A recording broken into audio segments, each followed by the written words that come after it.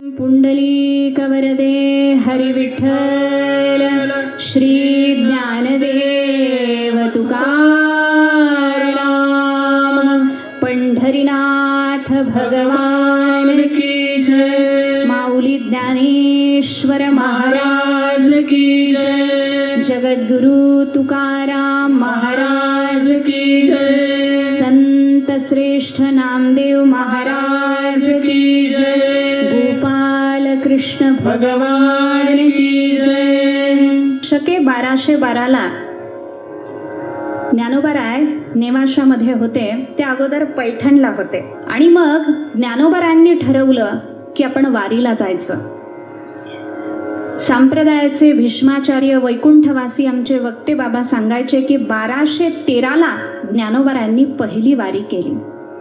याच्या आधी वारी चालू नव्हती असं नाही, वारीची परंपरा अनादी आहे, लक्षात घ्या। पंढरीचे पहिले वारकरी आहेत भगवान शंकर। भगवान शंकर पहिले वारीला आलेले आहेत आणि जसे पंढरपूरला आले, पंढरपूरमध्ये प्रवेश केला, पद्मावती म्हणजेच पार्वती माता बरोबर होती, ती थकली आणि वाटेतच बसली। पंढरीमध्ये प्रवेश केल्यानंतर पद्मावतीचं एक मंदिर आहे, त्यानंतर भगवान शंकर पुढे निघाले विठुरायाला भेटायला। ओढ लागलेली होती, धावतच निघाले। पांडुरंगाने जेव्हा पाहिलं भगवान शंकर आलेले आहेत, कुठं बसवावं भगवान शंकरांना, स्थान द्यावं हे कळेना, म्हणून भगवान पंढरीनाथांनी भगवान शंकरांना मस्तकावर धारण केलं, लक्षात घ्या। म्हणून पंढरीचे पहिले वारकरी हे भगवान शंकर आहे। सगळ्यात मोठे वैष्णव जर कुणी असतील तर ते भगवान शंकर आहेत।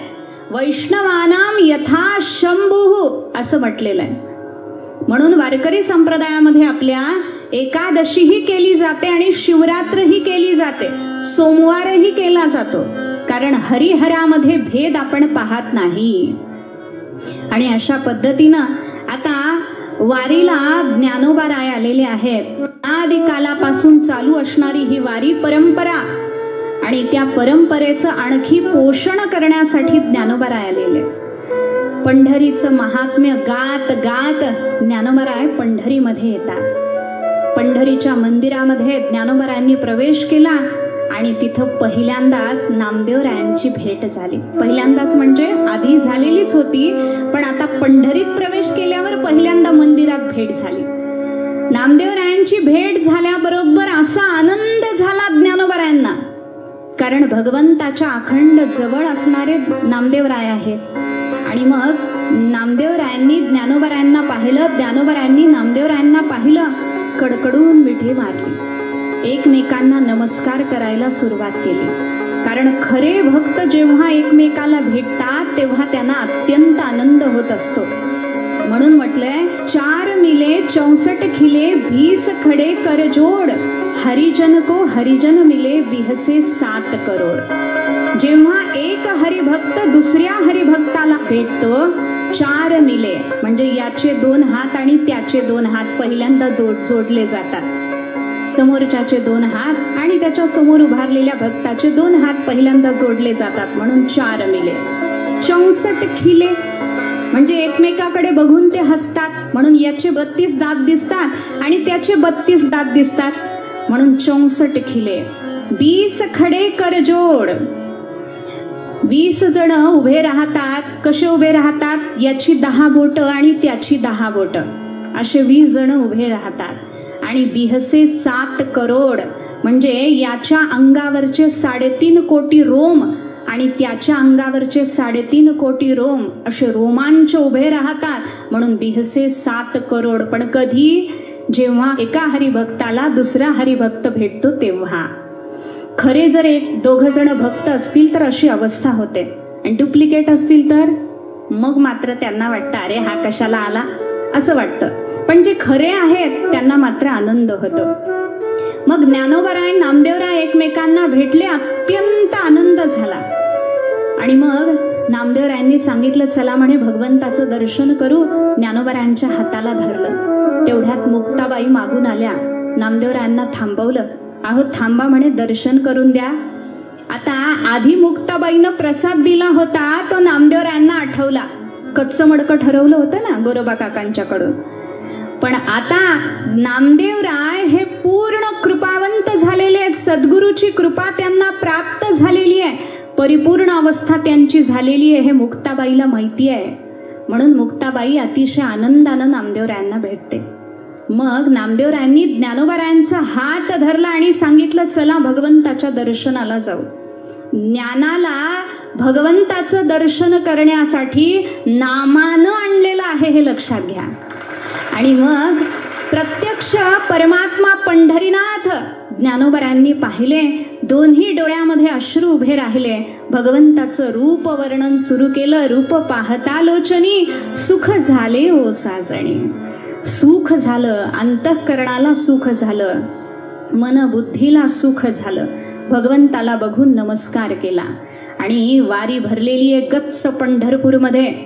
अत्यंत सुंदर अशी भगवंताची सजावट केलेली आहे. सगळीकडे विठ्ठल नाम ऐकू यायला लागलेला आहे. आणि जनाबाईंना जेव्हा समजलं प्रत्यक्ष ज्ञानेश्वर महाराज आलेले आहेत, मुक्ताबाई आलेले आहेत, निवृत्तीनाथ आलेले आहेत, सोपानदेव आलेले आहेत, सगळे संत पंढरीमध्ये जमा झालेले आहेत. जनाबाईचं अंतःकरण भरून आलं आणि मुखातून शब्द निघाले, संत भार पंढरीत कीर्तनाचा गजर होत.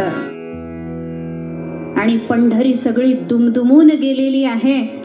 आणि मग नामदेवरायांचं कीर्तन उभं राहिलं. कीर्तन सुरू झालं. आद्य कीर्तनकार संप्रदायातले नामदेवरायात लक्षात घ्या. आणि मग कीर्तन जेव्हा उभं राहिलं, ज्ञानोबाराय, जनाबाई, मुक्ताबाई सगळेच्या सगळे कीर्तनामध्ये. काय कीर्तन असेल हो त्यांचं, कल्पना तरी करून बघा कसं कीर्तन झालं असेल. जिथं प्रत्यक्ष ज्ञानोबाराय असतील, मुक्ताबाई असेल, जनाबाई असतील, त्या कीर्तनाचं आपण म्हणजे असं वाटतं की आपल्याला कधी ते सुख अनुभवायला मिळेल. काय गोड त्याच्यामध्ये भाव प्रगट होत असतील, काय ज्ञान प्रगट होत असेल, कसा एक एक शब्द संतांकडून वेचला जात असेल. खरंच कल्पना सुद्धा अशी आनंदित करणारी आहे मनाला. कीर्तनामुळे होतं काय, एक परंपरा सांगितली आहे कीर्तनानं काय काय होतं.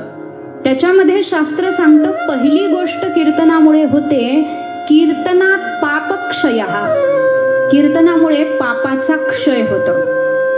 कीर्तनाची वारंवार आवृत्ती ऐकल्यानं किंवा केल्यानं कीर्तन विषयक वासना वाढायला लागतात. म्हणजे कीर्तन ऐकावं, कीर्तन करावं, भगवंताचं नाम घ्यावं, अशा ज्या चांगल्या वासना आहेत, सद्वासना म्हटलंय, त्या वाढायला लागतात. आणि पापाचं बीज असणारी जी अविद्या आहे ती कीर्तन नष्ट करतं. लक्षात घ्या.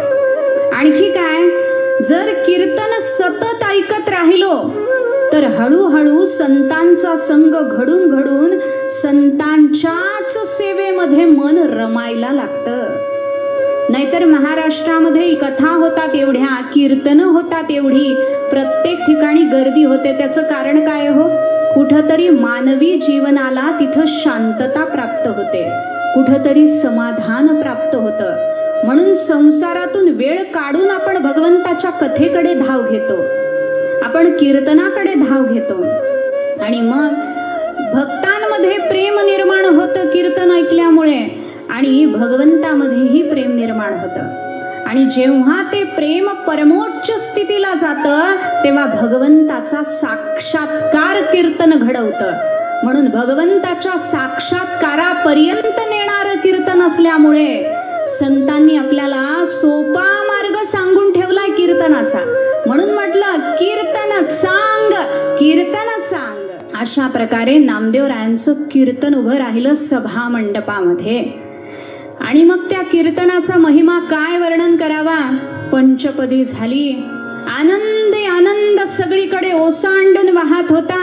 आणि महिपती महाराजांनी वर्णन केलं, आणि काय का नवलपरी कोणे एके अवसरी नामदेव गरुड पारी कीर्तनी उभा राहिला. मग कीर्तनाला जेव्हा नामदेवराय उभे राहिले, सगळ्या वैष्णवांचे डोळे भरून आलेत, कारण रस परिप्लुत भाव परिप्लुत असं कीर्तन चालू आहे. आणि मग भगवंतानी पाहिलं आपल्या नावाचा अखंड गजर होतोय, कीर्तनामध्ये रंग भरलेला आहे, म्हणून भगवंताला राहवलं नाही आणि विटेवरून परमात्मा धावत धावत कीर्तनाच्या तिथे आले. कीर्तनाच्या जवळ आल्यानंतर नामदेवरायांना पाहिलं आणि कीर्तनामध्ये भगवान नाचायला लागले. आता जेव्हा प्रत्यक्ष परमात्मा नाचायला लागले, अवकाशामध्ये देवतांची गर्दी झाली. 33 कोटी देवता अवकाशामध्ये प्रगटलेले आहेत. पुष्पवृष्टी व्हायला लागलेली आहे. ज्ञानोबराय डोळे भरून भगवंताला पाहतायत, भगवान नाचतायत. रुक्मिणी माता भगवंताला पाहते. नामदेवरायांचं प्रेम तर ओसांडून व्हायला लागलेलं आहे. ऐसा कीर्तन महिमा सर्वा माझी वरिष्ठ, जड मूढ भाविक लोका सोपी केली पायवाट. आपल्यासारखे जे जड आहेत, मूढ आहेत, सामान्य आहेत, अज्ञानी आहेत, त्या सगळ्यांसाठी भक्ती मार्ग सोपा केला तो या कीर्तनानं सोपा केला. लक्षात घ्या. म्हणून असं कीर्तन की जिथं परमात्मा पांडुरंग नाचतोय. काय कीर्तन असेल ते, भगवंताला मोह आवरता आला नाही नाचायचा त्या कीर्तनामध्ये. आणि मग जेव्हा नाचणं झालं, पितांबर गळून पडलेला इकडं कबीर महाराजांनी सावध केलेलं आणि मग देवाचं लक्ष गेल्यानंतर सावरले कसे तरी आणि बोलायला लागले ज्ञानोबरायांना की म्हणे आज कीर्तनामध्ये फारच रंग आला ना म्हणे ज्ञानोबा, कीर्तन तर आज फार रंगलं. तेव्हा ज्ञानोबाराय बोलायला लागले, जिथं टाळ धरून एवढे भक्त उभे असतील, अनंत कोटी ब्रह्मांड नायक जिथं नाचत असेल, त्या कीर्तनाचं काय वर्णन करावं म्हणे. सूर्यानं जिथं मशाल धरावी तिथं प्रकाशाला कमतरता कशी पडेल. समुद्र जिथं पाणी वाहत असेल तिथं पाणी कधी कमी पडेल का देवा. पावसानं सडा घातल्यानंतर कोरडं राहण्याची शक्यता आहे का भगवंता. कामधेनूनं दूध दिल्यानंतर जसं ते त्रिभुवनाला पुरून उरतं, तसा इथं ब्रह्मरस, भक्तिरस, आनंद ओसांडून वाहत होता. आणि प्रत्यक्ष भक्तीनं युक्त असणारे, एकनिष्ठ तुमचे भक्त असणारे नामदेवराय जिथं कीर्तन करत असतील, तिथं कीर्तनाला रंग येणार नाही तर काय होणार आहे म्हणे देवा. रंग तर येणारच आहे. आणि मग ज्ञानोबाराय बोलतात नामदेवरायांना, धन्य धन्य नामदेवा तुम्ही, ज्यांच्या कीर्तनामध्ये प्रत्यक्ष अनंत कोटी ब्रह्मांड नायक नाचतो. पुंडलिक वरदे हरी विठ्ठल श्री ज्ञानदेव तुकाराम. पंढरीनाथ भगवान की जय. माऊली ज्ञानेश्वर महाराज की जय. जगद्गुरु तुकाराम महाराज की जय. संत श्रेष्ठ नामदेव महाराज की जय. गोपाल कृष्ण भगवान की